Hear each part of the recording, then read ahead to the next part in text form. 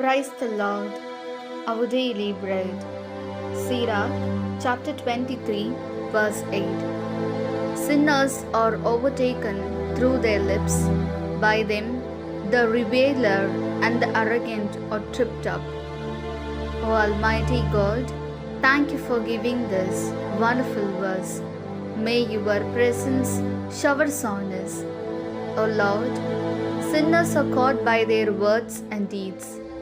Not only do they stumble into sin, but they also cause good people to sin.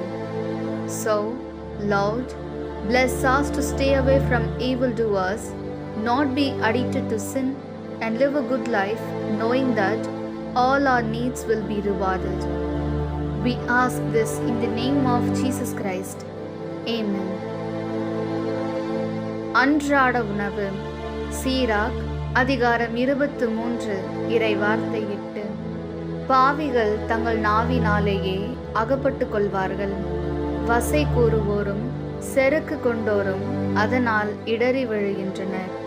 அன்பின் தகப்பனே, இன்றைய நாளிலே இந்த இறை மன்னாவை கொடுத்ததற்காக நன்றி ஆண்டவரே.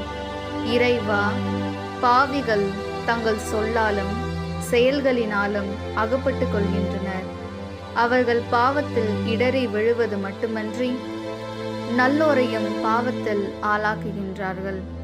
எனவே இறைவா, தீமை செய்வோரிடமிருந்து விலகி பாவத்திற்கு அடிமையாகாமல் நாங்கள் செய்யும் அனைத்து செயல்களுக்கும் தக்க கைமாறு கிடைக்கும் என்று உணர்ந்து நல்வாழ்வு வாழ எங்களை ஆசிர்வதியும்.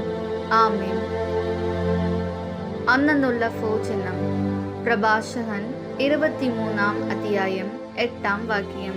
പാപിയുടെ മനത്തിനു കാരണം അവന്റെ സുണ്ടുകളാണ്. സിത്ത പറയുന്നവന്റെയും അഹങ്കാരിയുടെയും വീഴ്ചയ്ക്ക് കാരണം നാവ് തന്നെ. ദൈവമേ, പാപികൾ അവരുടെ നാവ് കൊണ്ട് തന്നെ പാപം ചെയ്യുന്നു. അതോടൊപ്പം മറ്റുള്ളവരെ പാപം ചെയ്യാൻ പ്രേരിപ്പിക്കുകയും ചെയ്യുന്നു.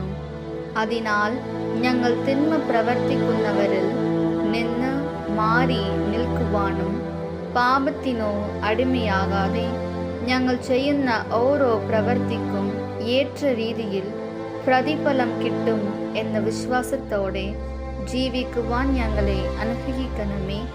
ആമേൻ.